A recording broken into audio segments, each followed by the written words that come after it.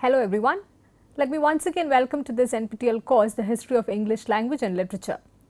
In today's lecture, we shall be continuing to look at the age of Pope, especially focusing on the prose output of the period. This includes three major kinds of writings, including the periodicals, the essays which were getting published, and also we shall take a look at the rise of the novel in its earlier form. If one undertakes a survey of the 18th century, especially the long 18th century as we had mentioned before, we also begin to note that perhaps the most important gifts of 18th century to the world literature could be found in two major contributions. One, the periodical essay, and secondly, the beginnings of the novel. And these two forms of writing, they had a very special advantage to their credit. Neither of them had a classical precedent in place. If we take a look at the other genres, drama, poetry and other kinds of writings which were prevalent during the period, we note that there was a classical precedent, a classical ancestor which could be traced back to the medieval times or even to the earlier times than the medieval age. And this also had a profound influence in the way the various genres were getting shaped. But when we come to take a look at the novel and also the periodical essay, we begin to note that both these prose forms were products of the late 17th and also the 18th century.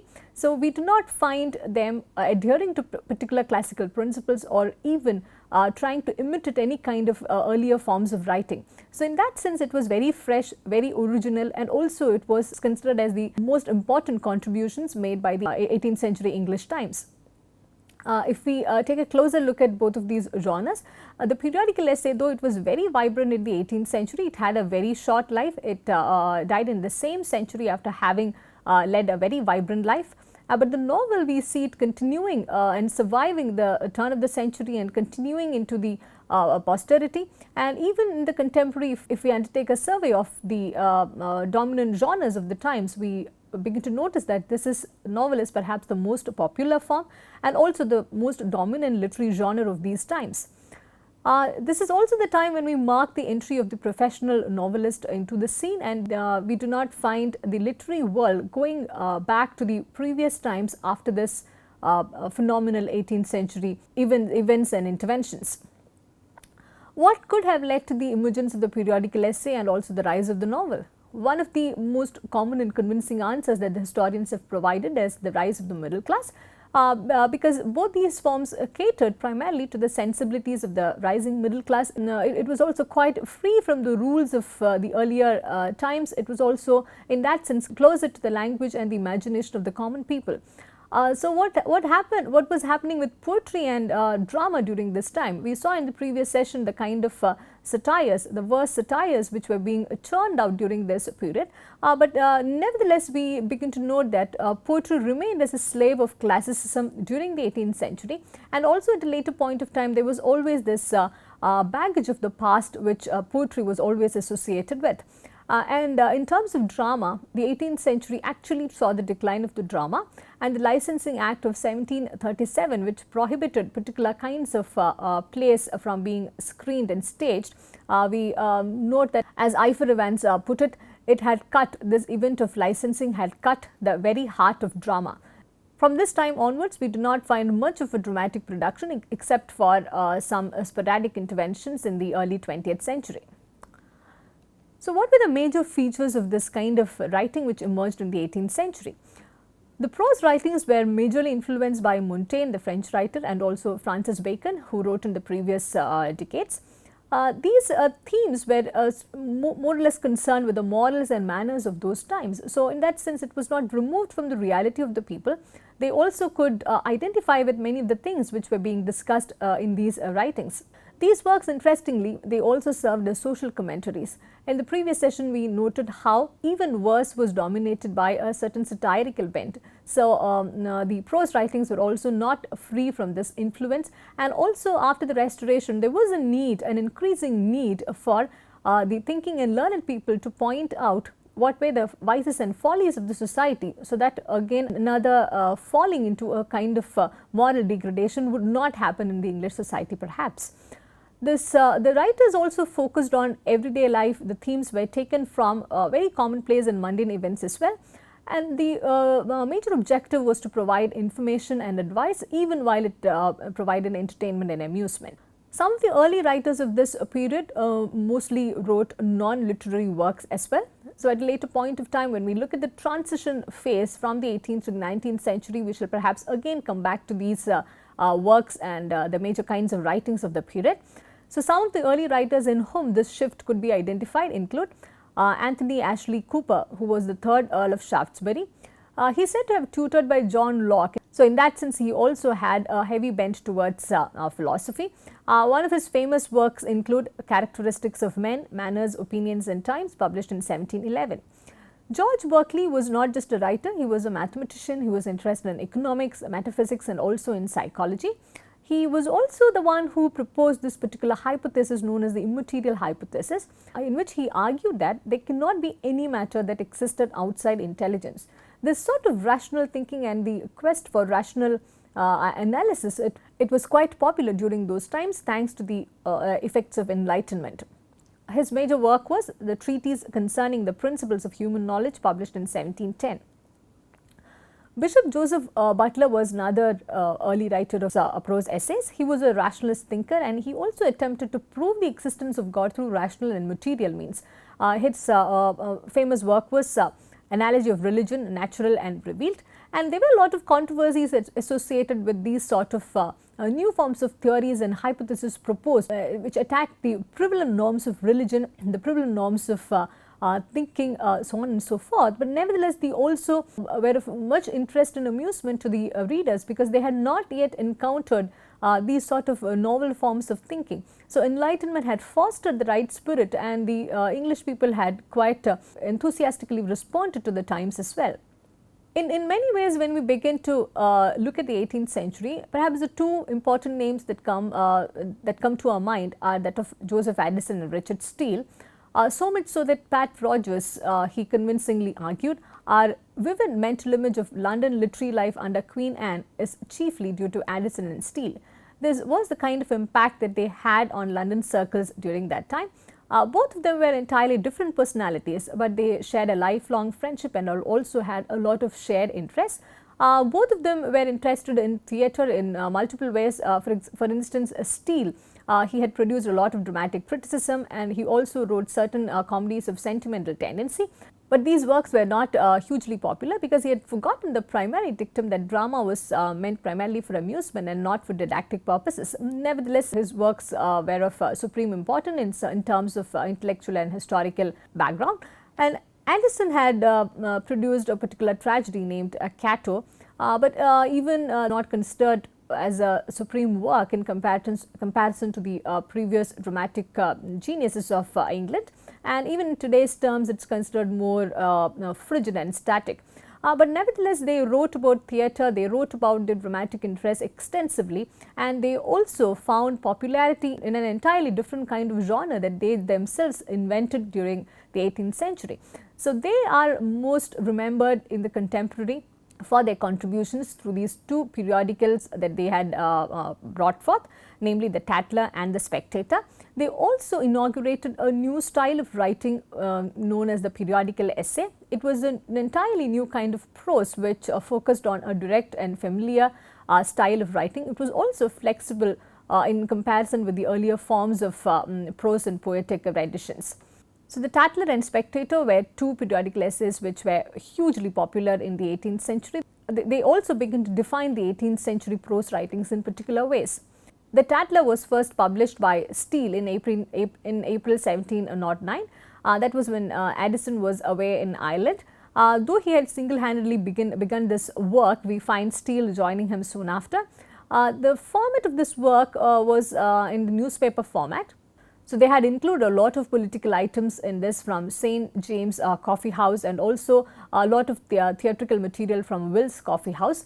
We had noted in one of the previous sessions that the coffee house culture was quite dominant in England during this time, and this was also the center where people came together to share news, to discuss about various things and also form popular opinions about art, literature, politics, etc. So, they also, Steele and Addison used to gather a lot of information and also used to disseminate all of these things through their newsletters and pamphlets. and it also had one particular column which went by the title "From My Own Apartment." It was a general interest item for all the commoners during that time. Steele initially also wrote under the name of Isaac Bickerstaff. This was a sort of a pseudonym used by Swift in a pamphlet Hawks. The Tatler, in fact, it ran for about 21 months. It had published about 271 issues, and 2/3 of this was written by Steele, though Addison also collaborated in multiple ways. The Spectator was published from 1711 till 12, and it also had a very brief life in 1714. In this periodical, we find that both Addison and Steele had played an equal part. They also began to employ certain sustained fictional characters who were introduced in every series of theirs, and this technique to discuss social commentaries, to provide critiques of various social and religious themes of the times, this technique was later used by many of the essayists, and it also provided a lot of novelty and variety to the themes, and also particularly to the way in which many of the themes were getting treated. The variety was also astonishing, because in these periodicals they had different kinds of genres, such as letters, short stories, criticism. So it was very difficult to classify them to a particular kind of genre. So in that sense, the periodical essay is the term which is used to talk about all kinds of works which were getting published in the Tatler or in the Spectator. And there was one thing that both of these works had in common. They began to promote, based on the belief system that they had, the image of a gentleman who was most unlike the Restoration hero. If you allow me to read from Pat Rogers, he gives a description of what kind of a gentleman was being celebrated these periodical essays which were coming out. This particular fictional gentleman, he believes in reason and control, values correct opinion higher than anarchic wit, and is less likely to call a spade a spade. He is civil-minded, moderate, Christian instead of aristocratic, libertarian and skeptical. He admires women for moral and supportive qualities rather than for drive, initiative or sex. He has noticed that they are badly educated and wishes to raise their standard of knowledge as well as behavior. So this was the kind of value system on which Tatler and Spectator were based on. Some contemporary readers may even find them having a very condescending attitude towards women or towards certain sections of society. But nevertheless, one needs to keep in mind that they were writing in the 18th century, and whatever initiatives that they had taken, it needs to be commented upon and treated with a lot of respect. In response to Tatler and Spectator, which were predominantly male spaces, Eliza Haywood, one of the prominent women writers of those times, she brought forth another periodical known as the Female Spectator. This was targeted as a response to Tatler and Spectator, and also catered to an increasingly literate female audience who were also demanding for more and more reading matter in the 18th century. We also see a shift in these gender propositions, especially in the 18th century. Because in the previous discussions of the earlier centuries, we have noted many times there was a conspicuous absence of women. There was hardly any discussion of women when it came to matters of politics, culture or literature. But we find it gradually beginning to change from the 18th century onward, and the Female Spectator could be identified as one of the stepping stones towards this change. She spoke about Eliza Haywood, tried to include a lot of essays about the issues related to female domesticity and society, about female bonding, and also she made sure that there was a mixture of entertaining information and also advice incorporated into all of this. And one of the critiques against the Female Spectator during those times, which also was seen as a celebratory note at a later point of time, was that it had a very predominant feminist tone. And in that sense, we can even say that this periodical anticipated the writings of the 20th century.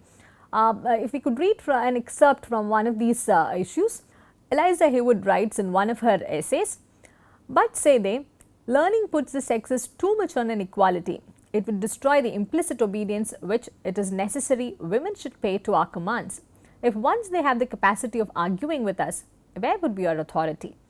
Now I will appeal to any impartial reader, even among the men, if this very reason for keeping us in subjection does not betray an arrogance and pride in themselves, yet less excusable than that which they seem so fearful of our assuming.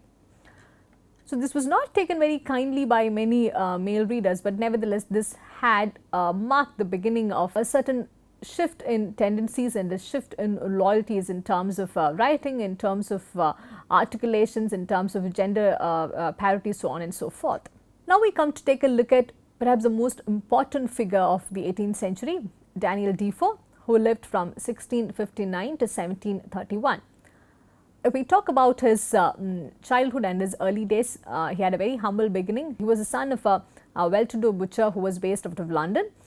He also was trained for the non-conformist ministry, but we find him at a later point of time abandoning divinity for practical life. So, we begin to see the traces of a very adventurous career and a very unconventional kind of personality in the making. He had a very long and adventurous career, and this had allowed him to feed a lot of variety into many of his writings at a later point. At various points of time, we find him pursuing a variety of professions which cannot even be classified into a single social class. He worked as a hosier, then as part of a tile factory industry. He was a foreign tradesman, a printer, a volunteer trooper. He was a confidant to the king for a while. He was even an inmate of a Newgate cell when he fell out of the government. He was a government spy for a while. He was a fugitive and he fled from political persecution. He was a hero in the pillory of a sympathetic mob, about which we shall soon take a look at. He was more than all of these. He was a born journalist and a pamphleteer. This also had contributed to a lot of his writings and made him perhaps the one of the most important figures in the long 18th century. He wrote prolifically, but however a complete list of his works it has not been drawn yet. So, there is this assumption that he must have written more than 250 works, including his essays, his treatises, his fictional and non-fictional works, etc. And some of his important works of his early days include an inquiry into the occasional conformity of dissenters. This was in 1698. And another one on a similar note, The Shortest Way with Dissenters, published in 1702. Both these works were major attacks on the parliament. It also had a scathing prose and scathing attack against the dissenters. And the second one, in fact, The Shortest Way with Dissenters, this even had led to a lot of controversy. He was brought to trial for this. He was fined and placed in the pillory. But being the undefeatable kind of man that he was, we find him at a later point composing a poem about this. It was titled Hymn to the Pillory.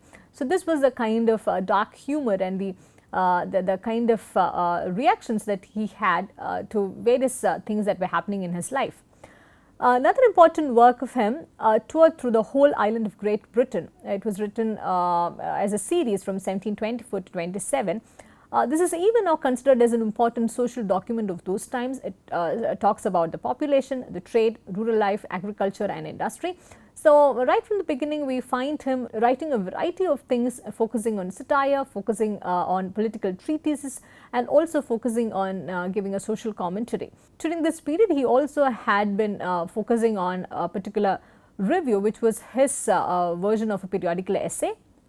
But we find that the popularity of Defoe's review was quite eclipsed by the popularity of Tatler and Spectator. And importantly, his work was quite significant in the sense that Defoe had single-handedly written this review and got it published every week from 1704 to 1713. In that sense, it had a longer run than Spectator and Tatler put together, but nevertheless its reputation, as we noted, it was heavily eclipsed by Tatler and Spectator. Defoe was quite smart in terms of his writing career. He had an eye on the market. He also knew how to cater to the popular interest. So, his social commentaries, since he knew that he had a reading public, then he knew that there were people who were ready to respond to many of the calls that he were making. He also posed as a moral and social reformer. So, one of the objectives of his work was also to correct and teach, especially because he thought that contemporary England was rooted in corruption and a lot of vicious practices. He also undertook to write a lot of biographies on famous men of those times, the notorious adventurers, and also about the criminals. So, we do not find him making any kind of discrimination in choosing the protagonist of his biographies. And these biographies faced a lot of criticism even at that point of time, because as Hudson points out, these so-called biographies were written at the moment, for the moment, and were very loosely put together with slight regard to accuracy. And this was not something that bothered Defoe at all. We find him continuing to write a series of biographies into which he always consciously and unconsciously continued to build in a lot of fictional elements. So his biographies are not reliable in that sense, because there were a lot of inaccuracies built into them. But nevertheless, they were very amusing and entertaining, and they were hugely popular in the 18th century. And one of his critics also pointed out that from writing biographies with real names attached to them, it was but a short step to writing biographies with fictitious names. This is how his transition from a biographer to a novelist was seen and critiqued by some contemporaries, and as well as by some of the later historians and critics. Because Defoe thought that most of his works were historically accurate, but however they were just history minus the facts. So his fiction, we can note that it was only an offshoot of his general journalistic enterprises, and also an extension of the career and the kind of lifestyle that he led during that time. And incidentally and interestingly, he started writing fiction only at the age of 60, and he proved quite successful at that.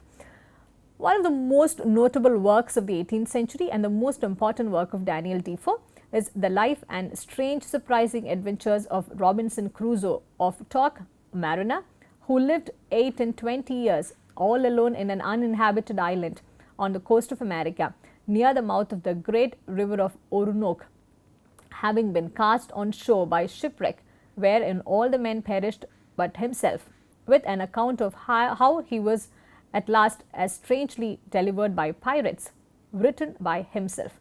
This note at the end, written by himself, is very important, because when Robinson Crusoe was initially written, Defoe did not want to pass it off as a fictional account. He wanted to pass it off as a real life incident based on a real life account by this particular person, Robinson Crusoe, who indeed was only a fictional creation. This is why many critics of the earlier and the later times thought that his writing career, his novelistic career, was only an extension of the journalistic career that he had pursued a little earlier. Robinson Crusoe was published in 1799. It continues to be considered as a classic with wide readership, and there is also continuing popularity and influence of this work, both in terms of its content and also in terms of its historical and intellectual significance. This work also inaugurated a whole new way of writing in the 18th century. So this shift from the periodical essay towards the novel was very significant, because this was to mark the ways in which novel and other forms of writings were to be fashioned in the 19th and later even in the 20th century. In terms of the plot structure of Robinson Crusoe, this was a fictionalized account of a survivor in a lonely island, and it's said that Defoe was heavily influenced by a travel narrative of those times, which was hugely popular then. It was by Alexander Selkirk. He was an Englishman who was supposedly marooned on the island of Juan Fernando for about 5 years, and about his miraculous survival and escape. This had inspired Defoe to come up with a full-length account of a man who was marooned in an island for about 28 years, which he also thought that would cater to the commoner's interest much more than the original version. Many later critics and historians also consider this as a novel of colonialism, and also argue that such a work could not have been produced at an earlier point of time, because 18th century also saw England taking greater strides in terms of colonialism. And an interpretation of this work, Robinson Crusoe, goes like this. This is also about the white man's conquest and occupation of another land, and also about the ways in which he exercises control over the native. Because in the novel we have Robinson Crusoe, who is a white man. He ends up in this island. He also encounters a certain Man Friday whom he instructs, and he also converts Man Friday to Christianity, and notably Friday continues to be as a servant throughout. So this was seen as a kind of a reflection of the colonial tendencies of Britain during that time. And Ian Watt at a later point, he argued that this work, Robinson Crusoe, it perfectly showcased the rise of economic individualism in Britain in 18th century. The response to Robinson Crusoe and Defoe's skills has been quite varied. David H. is one of the notable literary historians. He points out that the greatness of Crusoe was perhaps just accidental, because this work cannot really be considered as a novel proper. And Hudson is also quite skeptical about the exact significance of the novels and about Defoe's contribution to the development of novel in general. And however, this work has continued to be hugely popular. It also is said to have laid the foundations of the novel form in Britain in the 18th century. We also know that there were many adaptations, and many other works were also inspired from Robinson Crusoe. So, in that sense, it continued to excite the fancy of readers across the world, even in the contemporary. The other major works of Daniel Defoe include The Farther Adventures of Robinson Crusoe, which was a sequel to the original Robinson Crusoe. This was also published in 1719 because he saw that the first work was a huge success. And in the second one, in the sequel, he focuses on Crusoe's wanderings in Asia, China and Siberia. Here also we find a very direct influence of the colonial activities of Britain, because those were the times when people were increasingly getting addicted to these travel narratives which were reaching them from distant far off places. In 1720 we find him publishing Memoirs of a Cavalier. By then we also can assume that Defoe had realized the success potential that lie in these kinds of narratives and about these sort of descriptions of voyages, about the survivor genres. So, we find him sticking to the same pattern in order to reap success when the time was right. Another important work again in 1720 was Captain Singleton. In comparison and in contrast to the earlier work Crusoe, we find the hero being quite guilt-ridden and leading a life full of wickedness in Captain Singleton. And Singleton's amoral nature is also traced back to his heritage, because he was kidnapped and not raised in a proper family when he was young. We also find this sort of theme dominating some of the later works of Defoe. And the last part of this novel also focuses on the Singleton's life as a pirate and finally his redemption. Another important work of Defoe was Moll Flanders, in which he discussed the dilemma of morality. This was also another concern which dominated many of Defoe's later works. And in Roxana, which was a very unconventional kind of narrative of those times, in this one he deals with the issues of women and sexuality, and there is also a discussion about a marriage in which the character Roxana is forced to admit that she sees marriage as a state of inferiority and bondage. So, these sort of revolutionary views about different social institutions mark 18th century as very distinct in terms of its attitude to society, its attitude to relationships, and also the ways in which all of these institutions together were shaping the future of a nation. In 1722, Defoe published the Journal of the Plague Year, but however later it was also noted that just like his biographies, this was only a fictionalized account. In contemporary terms, it could also fall into the category known as docufiction, the documentary fiction. And now, however, on account of the writing style, on account of the kind of treatment, and primarily on account of the kind of imagination that it had, it's considered as a classic. So, in multiple ways, the periodical essay and also the inaugural fictional accounts of Defoe had set the tone for a very different kind of writings to emerge and get popular in the 18th century. This also was to set the tone for the 19th and even for the earlier 20th century. As we come to an end of today's session, we shall also remember that in the next session we shall be coming back to take a look at the other major influences and the other major writers of the times, how Defoe had prepared the way for Swift, who also was the major dominant writer of the 18th century. So, with this we wind up today's lecture, and we look forward to seeing you in the next session. Thank you for listening.